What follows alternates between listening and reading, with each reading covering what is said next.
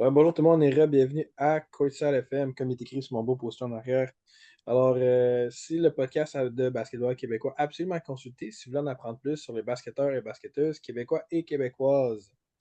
Alors, aujourd'hui, nous autres, dans le fond, on a une invité spéciale qui a un parcours un peu différent, qui fait des affaires assez spéciales, de ce que j'ai compris de Mathis. Je vais quand même le laisser se présenter lui-même. Salut tout le monde, je m'appelle Antoine Normand. Je suis joueur de basketball en Division 2 pour les Volontaires de Sherbrooke.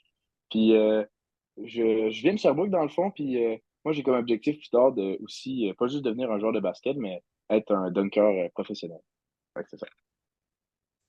Fait que là, avant de devenir un dunker professionnel, dis-nous un peu, c'était quoi ton premier contact avec le basket? Bonne question en fait. Je dirais, moi j'ai commencé à jouer en cinquième année environ. J'habitais en Ontario en fait chez ma mère. C'est là que j'ai eu un petit peu comme d'amour pour le basketball. Fait que j'ai joué pour une équipe là-bas en Ontario. Puis lorsque je suis revenu ici au Québec, auprès de mes amis et tout, c'est là que j'ai vraiment commencé à jouer un peu plus compétitif. Fait que j'ai je touchais à des ballons comme à tous les jours. Je jouais à l'école Val-de-Grâce à Eastman, donc c'est une toute petite école primaire. Puis ensuite, j'ai poursuivi mon parcours à l'école secondaire de la rue Chamagog. C'est là que j'ai vraiment tombé en amour, là. C'est juste de jouer avec des amis, c'est ça qui m'allume là-dedans, faire des paniers, j'aime ça shooter et tout. Fait que c'est vraiment ça. Puis là, tu parlais que tu voulais être un dunker professionnel. Est-ce que de sauter haut, ça a tout le temps été une de tes forces? Ouais, vraiment bonne question. En fait, j'ai commencé à sauter lorsque j'étais en sixième année. Quand je suis retourné au Québec, en fait, je voyais tous mes amis qui essaient de toucher le panier de basket, tu sais, à chaque fois. Fait que moi, j'ai commencé, j'ai essayé de sauter. Je sautais vraiment pas haut, là. Genre vraiment, vraiment pas haut. Mais je me suis amélioré quand même assez vite. Puis quand j'étais au primaire, tu sais, on joue sur des paniers qui sont un peu plus bas. Mais moi, j'étais super petit, là. J'étais comme 4 pieds 10 là, même pas. Puis là, tu sais, je me pratiquais à sauter à tous les jours. Puis comme vers la fin de l'année, j'étais rendu capable de faire des dunks sur les petits paniers. Fait que ça, j'étais comme super content. Puis c'est là que ça a commencé, l'amour pour sauter, pour essayer de faire des dunks. À chaque fois, c'était vraiment en sixième année quand on sautait à la récréation à toutes les midis. Puis là, tu sais, ça, c'est sûr que tu sais, à l'athlétisme, tu as développé ça, c'est devenu une force pour toi sur le terrain, mais dis-nous un peu, c'est quoi tes forces basket? Je dirais que moi, je suis surtout un lanceur de 3 points, en fait. Pour vrai, lancer de l'extérieur, surtout sur le catch and shoot, là, c'est vraiment une de mes forces, je dirais. Sinon, quand même, attaquer le panier. Donc, je suis surtout un scoreur, là. Je suis pas quelqu'un qui va être super bon pour passer le ballon. Tu sais, je suis quand même un joueur d'équipe, là. Je fais des passes, là. C'est pas ça que je suis en train de dire, mais comme vraiment scorer, tirer des 3 points. Puis sinon, moi, je suis vraiment un joueur qui adore la défensive. Niveau défensif, j'essaie toujours d'être le plus intense possible. À chaque fois qu'on joue un match, si c'est quelqu'un qui est environ ma grandeur, mettons pas quelqu'un de 6 pieds 7, j'essaie toujours de surveiller le meilleur joueur de l'autre équipe. À moins s'il est trop grand pour moi, là, mais ouais, fait que défensive, shooter des 3 points, c'est ce que j'aime le plus. Puis c'est quoi un peu tes faiblesses, comme qu'est-ce que tu dois travailler pour t'améliorer encore plus? Bonne question. Je pense, sincèrement, première affaire, moi, je suis gaucher. Euh, je drive approximativement, je pense, 90% du temps de la main gauche. Donc, clairement, d'améliorer mon finish de la main droite, je pense que ça pourrait me rendre un joueur qui est plus excellent, qui ressort du lot puis qui pourrait scorer un peu plus. Niveau finish de la main droite, ça, c'est sûr que c'est quelque chose à travailler beaucoup. Sinon, aussi, tu sais, je suis quand même pas quelqu'un qui est grand, mais absolument sur ma grandeur, il joue point guard. Mais on dirait que moi, des fois, quand j'ai le ballon, je suis un peu stressé des fois avec le ballon. Je sais pas, vous jouez-tu au basket? Ouais. Ouais. Ouais, c'est ça. Ben, tu sais, des fois, j'ai tendance comme à vraiment plus passer le ballon lorsque je reçois la balle. Je suis pas tant quelqu'un qui va genre set un play, mettons. Fait que le fait de m'améliorer là-dedans, je pense, de setter des plays, tu sais, jouer comme un bon rôle de point guard, mettons. Je pense que ça serait une de mes faiblesses, puis quelque chose que j'essaie d'améliorer de jour en jour le plus possible. Puis sinon, tu sais, c'est sûr qu'il y a toujours des petits aspects, des fois, faire mon spin comme du côté droit, c'est des petits trucs à travailler, mais sinon, je pense que dans l'ensemble, c'est vraiment ça, là. Main droite, puis jouer rôle de point guard. Ouais, ben c'est de plus être en contrôle, dans le fond, de tout ce que Mhm. tu as. Pour le rôle de point guard, d'avoir plus confiance sur le fait que tu peux garder le ballon un peu plus longtemps sans qu'on te le vole, là, tu sais. Ouais, c'est ça, exactement. Puis, tu sais, d'être capable de, mettons, créer pour les autres, ça, c'est quelque chose que. C'est comme, je trouve que c'est quelque chose d'unique. Genre, il n'y a pas plusieurs joueurs qui sont capables de créer pour les autres. Je pense que c'est quelque chose que je veux avoir, mais que j'ai pas encore. Ouais, Puis là, tu as mentionné tantôt, je pense à l'école La Ruche, c'est ça, t'as dit? ouais, exactement. À Magog, tu sais. Fait que résume-nous un peu ton parcours de basket secondaire, parce que ce que je comprends, c'est pas vraiment une école D1, ça. Non, c'est ça. Ben, en fait, lorsque moi j'ai joué, tout mon secondaire, c'était Division 2. Là, évidemment, je pense que c'est rendu Division C'est 3, rendu Division Division 4. 3, ouais. Ouais, c'est ça, c'est plus rendu la même compétition qu'avant, mettons. Mais lorsque je suis arrivé là-bas, ben, ça a toujours été Division 2. Donc, j'ai commencé ma première année, on jouait en Atome, puis je pense que, tu sais, j'étais pas un joueur qui ressortait du lot, là. J'étais vraiment quelqu'un qui, je recevais le ballon, je le repassais. Je recevais le ballon, je le repassais, tu sais. Mais, tu sais, je me suis quand même démarqué un petit peu. À ma première année, j'ai gagné recrue masculine de l'année de tout le sport, tout le sport, tout le sport, en fait. Puis après, secondaire 2, secondaire 3, tu sais, je me suis un peu plus développé. On avait le même coach les 2 années. Fait que là, je me suis vraiment développé plus sur mon lancer parce que notre coach, lui, c'était vraiment, quand il jouait, en fait, au secondaire et au cégep, lui, c'était quelqu'un qui lançait juste des 3 points. Fait qu'évidemment, il nous a développé à être des lanceurs élites. Donc, c'est là que j'ai vraiment développé mon tir de 3 points. Puis après, lorsque je suis arrivé en secondaire 4, euh, on jouait, dans le fond, on était en juvénile, on jouait avec les secondaires 5. On n'avait pas les meilleurs coachs, mettons. C'était un peu des coachs, tu sais, mettons, des vieux ados, là, tu sais, qui faisaient un peu n'importe quoi des fois. Fait que je trouve que dans mon aspect de basket, mettons, IQ basket, j'ai pas tant développé en secondaire 4. Je pense que ça peut venir un peu, mettons, au cégep. Mais c'est ça. Puis là, après, secondaire 4, la fin de secondaire 4, secondaire 5, il y a eu la COVID. Donc, on a, on n'a pas pu vraiment jouer au basket tant que ça des games. Donc, c'est pas mal ça qui résume mon parcours, mettons, au secondaire. Ouais. Puis après ça, tu t'es dirigé vers le cégep de Sherbrooke. Qu'est-ce qui a motivé ta décision? Est-ce que tu avais plusieurs options? Parce que là, à cause de la COVID, tu n'as pas vraiment eu de saison. Fait que tu as pas eu la chance de comme te prouver au cégep. Mhm. Ben, en fait, je sais que le cégep de Sherbrooke, mettons, il me voyait depuis quand même un certain temps. Fait que c'est sûr que j'avais quand même la chance de jouer au cégep de Sherbrooke depuis pas mal, ben, pas le début, mettons, mais depuis environ secondaire 4 que je pratiquais des fois avec eux, puis j'avais de la visibilité de leur côté. Sinon, c'est sûr que j'ai eu quelques autres options. Mettons, j'aurais pu jouer à Saint-Jean. Je sais que le coach était intéressé, puis il y avait une super bonne équipe dans ce temps-là, donc ça aurait pu être une option. Mais sinon, je n'avais pas vraiment recherché pour d'autres places à aller. Mais lorsque je suis arrivé, ben, dans le fond, ça vous le savez sûrement pas, mais mon parcours au cégep, je pense que c'est un peu hors du commun, là. Si vous voulez, je peux toujours vous le conter. Dans le fond, ben, je suis arrivé en ma première année, il y a 3 ans, puis ben, évidemment, ben, je jouais pour l'équipe, puis on avait quand même une très bonne équipe. Pour vrai, on avait une bonne équipe. Euh, mais moi, au début, je jouais un peu, tu sais, j'étais comme un joueur tu sais, qui roulait un peu le banc, mettons. Mais tu sais, c'est normal, là, tu sais, t'es à ta première année, là, tu t'attends pas à être toujours starting five ou jouer les 40 minutes. Fait que c'est ça, tu sais, je jouais, mettons, du 10-12 minutes. Mais là, vers la moitié de la saison, j'ai été blessé puis j'ai été hors pour un certain temps, environ 2-3 semaines, mettons. Puis quand je suis revenu, ben, il y avait comme plus de place, mettons, pour moi dans l'équipe. Genre, il y avait encore une place, mais mettons, pas sur le terrain. Plus en tant que joueur qui encourage, mettons, mais qui est toujours prêt à jouer, mais qu'au final, genre, il joue pas tant. Donc, quand on est arrivé aux régionaux, ben, j'ai presque pas joué. En fait, j'ai pas joué vraiment. Puis ensuite, on est allé aux provinciaux. Puis là, j'ai pas touché le terrain une seule minute. Fait que là, moi, ça m'a vraiment joué dans mon mental. J'étais comme, oh my God. Genre, j'étais comme, est-ce qu'au final, j'aime vraiment le basket? Puis là, j'étais comme full stressé. À chaque match, je jouais pas une minute, mais j'étais hyper stressé.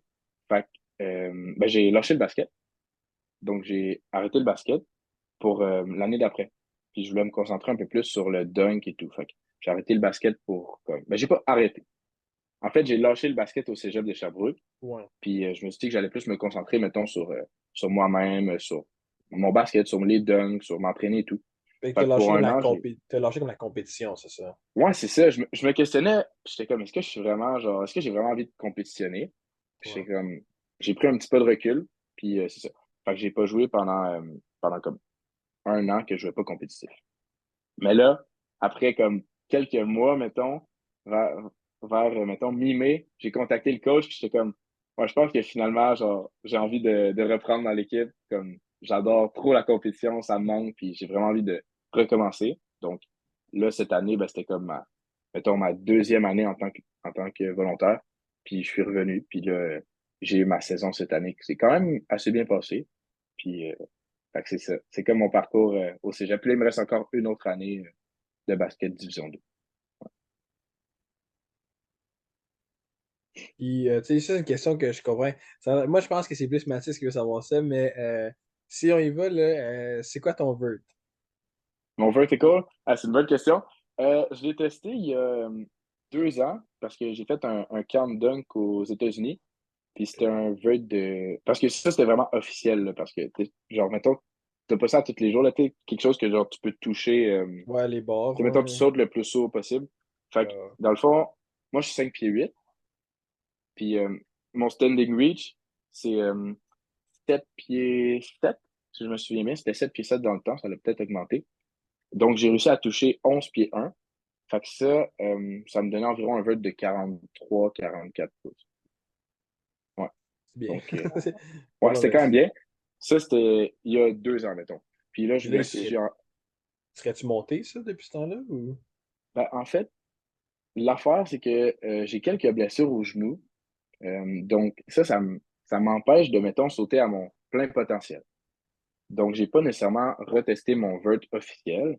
Tu sais, j'ai déjà eu, mettons, il y a des plaques, des fois que tu peux sauter. Tu Mhm. sais, l'été passé, j'ai réussi à avoir comme un 45 pouces là-dessus, mais je trouve pas que c'est tant legit, mettons. Non, Mais tu sais, non. j'ai déjà quand même eu un saut qui est très haut. Mais tu sais, je sais clairement, en fait, je pense pas que mon vote est plus haut présentement, mais je suis capable de faire des meilleurs dunks malgré que j'ai quand même un peu mal aux genoux de temps en temps, en fait. Ok. Donc, je dirais qu'il est encore dans les 40. OK. Puis là, tu parlais des camps de dunk. Ça ressemble à quoi, ça? C'est quoi que vous faites? Est-ce que vous faites juste des dunks? Est-ce que vous pratiquez des affaires Mhm. spécifiques? Puis comment tu trouves ça, des camps de dunk? Genre, t'écris sur Internet, camp ben, en anglais sûrement, Duncan là, mais Cam. dunking camp, puis Mhm. tu Duncan fais juste... Cam. Ouais, c'est une bonne question. En fait, il y a juste comme un Dunkem dans le, ben pas dans le OK. monde, mais mettons en Amérique, c'est un D'accord. Dunkem. Ça s'appelle vraiment Dunkem, puis c'est avec tous les meilleurs dunkers du monde. Je sais pas si vous connaissez, mettons, Jordan Kilgannon. Ouais, ben euh, j'ai suivi un peu le. Il y avait une compétition de dunk une couple d'années, là. à King Montréal? of... Non, non, juste comme Ah, sur YouTube, le King of Dunk, chose de même. Ça, j'ai suivi ça un peu. Fait que exact. je connais. Les noms, ils me disent quelque chose. Ouais, c'est ça. Ben, tous les dunkers qui sont là, ou presque, sont au Dunkem. C'est comme un peu des coachs, on peut dire. Donc, dans le fond, moi, je me suis comme inscrit à ça parce que je suis en contact un peu avec les personnes qui sont là. Puis, tu sais, la communauté est vraiment cool, là. C'est vraiment Mhm. des gens super nice qui s'entraînent fort au gym et tout, puis qui sautent hyper haut, là. C'est impressionnant à voir. Fait que dans le fond, c'est un camp de 4 jours. Moi, je suis allé il y a 2 ans, puis c'est à Utah. Fait que c'est ça, un camp de 4 jours. Puis là, tu sais, ce qu'on fait, mettons, dans les 4 jours, mettons, la première journée, tu as des fois des petites conférences. Des fois, tu as des conférences à propos de la nutrition, à propos du sommeil, à propos des blessures, à propos des entraînements. Donc, ça, c'est vraiment cool, c'est vraiment intéressant. Mhm. Donc, réparti sur les 4 jours, tu as une conférence à tous les jours. Tu as des moments aussi que tu vas faire des dunk sessions qu'on appelle. Donc, tu sais, c'est vraiment cool parce que, mettons, tout le monde va être comme. Mettons qu'il y a un panier, tout le monde va être genre en cercle, puis, tu sais, le monde, chacun leur tour, ils font des dunks, tu sais, puis il y en a qui n'ont jamais dunké de leur vie. Puis là, ils réussissent leur premier dunk. Toute la crowd vient insane, tout le monde saute dessus. C'est vraiment nice à voir. Puis, ce qui est encore plus cool, selon moi, c'est ben, quand les pros dunkers, ils se mettent à l'action, ils se mettent à l'œuvre, ils font des dunks incroyables. Là, tu sais, on est allé, il y a un gars qui a fait un 360 behind the back, between the legs dunk. Tu sais, c'est incroyable. Ouais. Puis même que quand j'étais là-bas aussi, il y a un gars, c'est Darius Clark, je pense. Il a battu le record du monde du vertical le plus haut. Alors, jamais enregistré, là, c'est fou. Ouais. Aïe. Donc, tu sais, c'est vraiment une expérience qui est cool. Puis, à la Mhm. fin de la semaine, comment ça fonctionne, là, mettons le jeudi, la dernière journée, c'est le dunk contest. Donc, dans le fond, il y a un dunk contest. Tout le monde peut participer. Donc, à différentes hauteurs de panier, parce qu'il y a des paniers qui peuvent être plus bas. Donc, mettons, il y a une compétition sur le 7 pieds 5, le 8 pieds, le 9 pieds et le 10 pieds. Puis, moi, dans le fond, j'ai participé à celui-là de 9 pieds, il y a 2 ans. Puis, ben, j'avais gagné justement la compétition de dunk, là. J'avais fait comme quand même 5 pas pires dunk, fait que j'ai gagné. Puis, après, il y a la compétition de 10 pieds, c'est incroyable. Puis, en soirée, il y a le dunk show. Donc, on s'en va dans une grosse école. Il y a plein de monde qui viennent. Puis, les dunkers professionnels, ben, ils font leur show pendant 1 heure et demie. Fait que c'est cool comme expérience. Ah, ça a l'air vraiment le fun. Ouais, c'est une scène. Puis là, tu sais, on parle de toi qui dunk, mais à quel âge est-ce que tu as fait ton premier dunk 10 pieds? Ouh, c'est une bonne Puis question. raconte-nous un peu comment ça s'est passé, là. Mhm. Ben, mettons, je pense que c'est allé étape par étape. Donc, mettons, la première fois, comme je l'ai dit tantôt, que j'ai eu mon dunk sur un petit panier à 8 pieds 5, là, comme au primaire, c'est quand j'étais au primaire, donc en 6e année. Je pense que j'étais comme 4 pieds 10. Là, quand je suis arrivé en secondaire 1, j'ai touché le filet pour la première fois. Après, en secondaire 2, j'ai touché, mettons, le board pour la première fois. Puis j'ai aussi touché l'anneau. Donc, mettons, je m'accrochais à l'anneau à comme 5 pieds 2 environ. Euh, puis après, secondaire 3, c'est quel âge? C'est 15 ans environ? 15 ans après, ouais. Ouais. Donc à 15 ans, 5 pieds 5, premier dunk. Ouais. Et, Wow. Ouais. ouais, moi, c'était 16 ans, puis 4, ouais. Quand même, 16 ans, c'est Bon, jeune, là, c'est tu pas sais. pareil. Mais il y a quoi, Ouais, 2% de la population qui dunk même ouais. pas, là, c'est fou, là, quand même. Mais I ouais, ain't en part tout of it. cas, Quand même. non, t'es clairement pas dedans, hein, Francis. Fais-tu bien? Là, on parle de toi qui fais des dunks, tout ça, mais tu sais, t'es quand même très bon sur le terrain. J'ai pas le chiffre exact, là, mais je pense que cette année, t'averages comme 17,5 points par game. Mhm. Je l'avais tantôt, mais alors pas de même. Est-ce que c'était l'année où tu étais le plus dominant sur le terrain, comme tu sais, comparé au niveau que tu jouais, genre? Mhm. C'est comme ta meilleure Ouais, année overall, genre.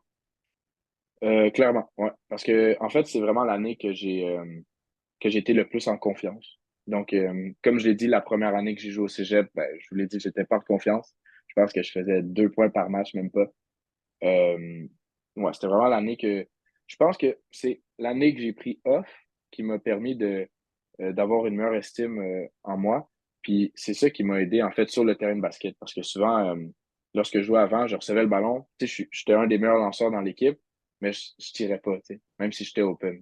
Donc, le fait d'avoir pris un année off, cette année, c'était vraiment la meilleure année puisque à chaque fois que j'avais le ballon, j'étais un petit peu open, tu sais, je la lançais, j'avais pas peur de lancer, j'avais pas peur de driver, d'attaquer le rim. Donc, c'est vraiment l'année que j'ai été le plus dominant, clairement.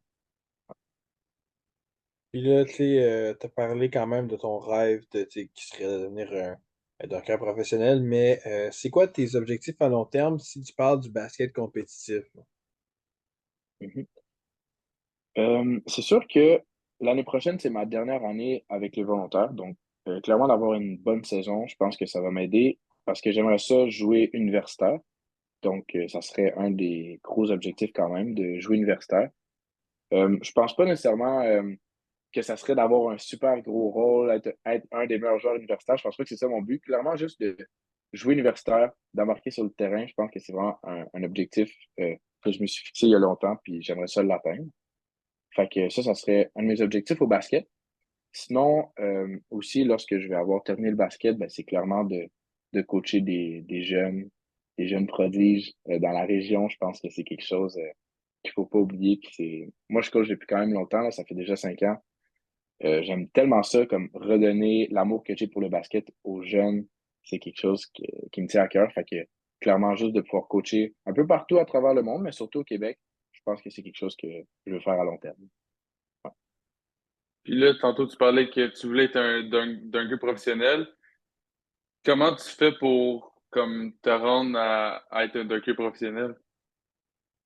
Ben, en fait, dès que tu as comme un contrat, donc en fait, si tu peux accéder à une compétition professionnelle, par exemple, tu sais, des tournois de 3 contre 3 FIBA, je sais pas si vous le connaissez. Ouais. Ben, dans le fond, à chaque fois qu'il y a un tournoi professionnel de 3 contre 3 FIBA, ben, il y a un dunk contest. Fait que si, mettons, tu te fais sélectionner, tu te fais choisir pour participer à une compétition, tu signes un contrat, donc tu es payé. Donc là, tu peux considérer que tu es dunker professionnel. Tu n'as pas besoin de. Tu vas pas gagner des millions parce que tu fais juste des dunks, là, absolument pas. Là, tu sais. C'est vraiment, mettons, par la création de contenu, mais tu peux quand même avoir quelques contrats et faire des compétitions en tant que dunker professionnel. Donc, mon but, ça serait de faire des compétitions FIBA un peu partout à travers le monde. Je sais qu'il y en a beaucoup en Europe. Il y en a eu un à Montréal, je pense qu'il y a 1 an ou 2. Donc, Mhm. ouais, ça serait surtout ces opportunités-là, mettons.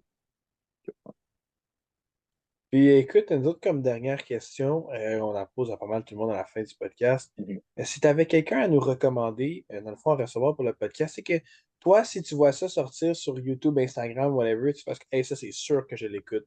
Tu sais, t'as pas besoin ça peut juste être une personne, puis ça peut autant être comme un de tes, tu sais, un de tes collègues, comme un joueur de l'NBA, là, mais idéalement québécois. OK. Fait que, mettons, quelqu'un que vous aimeriez inviter au Ben, podcast, mettons. quelqu'un que toi, là, si tu vois ça sur Instagram, là, la story de podcast avec cette personne-là sortie, tu fais aïe, aïe, c'est sûr, je l'écoute. OK. Ben, c'est sûr que, mettons, si je vais plus rapprocher de mon cercle, j'aurais dit ma soeur. Là, vous avez trouvé ça drôle, là, ma soeur. Ouais. Mais dans le fond, ma soeur, il y a le jeu au cégep. Puis présentement, il y a coach les volontaires féminins Division 2. Puis elle s'occupe de tout le basket dans la région. Donc, elle s'occupe des équipes Estrie, elle est coordonnatrice pour équipe Estrie, basketball Sherbrooke. Donc, je pense que c'est quand même un bon pilier dans le basket en Estrie. Fait que je pense que ça pourrait être quelque chose de le fun. Ma soeur s'appelle Lauriane Normand, by the way. Sinon, si on y va plus éloigné, je pense, je dirais Lucas Dort ou Bénédicte Mathurin, peut-être. Genre, c'est deux bons Oh. joueurs, jeunes joueurs de l'NBA de Montréal. Je pense que c'est quelque chose qui serait incroyable. Je sais pas si vous les avez déjà eus. Non? Je pense que ça pourrait être vraiment cool. Ah, mais On n'est pas, un je jour, pense pas rendu là, ouais, c'est ça. Ben, sinon, des fois, des joueurs, mettons, universitaires québécois, ouais.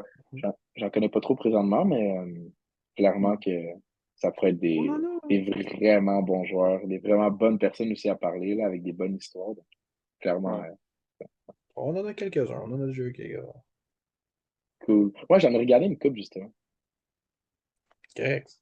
Ben écoute, Antoine, merci énormément de ton temps, de nous avoir partagé ton histoire, tu sais, tu sais, c'est pas tous les jours qu'on peut rencontrer quelqu'un qui aspire, dans le fond, tu sais, à faire un autre aspect du basket que juste compétitionner professionnellement, tu sais, en équipe universitaire puis NCAA puis tout. Mais nous autres, on a vraiment aimé ça, apprendre sur ton histoire, puis ça a été une super belle discussion. Good. Hey, ben, merci beaucoup, Francis. Merci, Mathis. C'était vraiment cool de m'avoir accueilli pour votre podcast. C'était incroyable.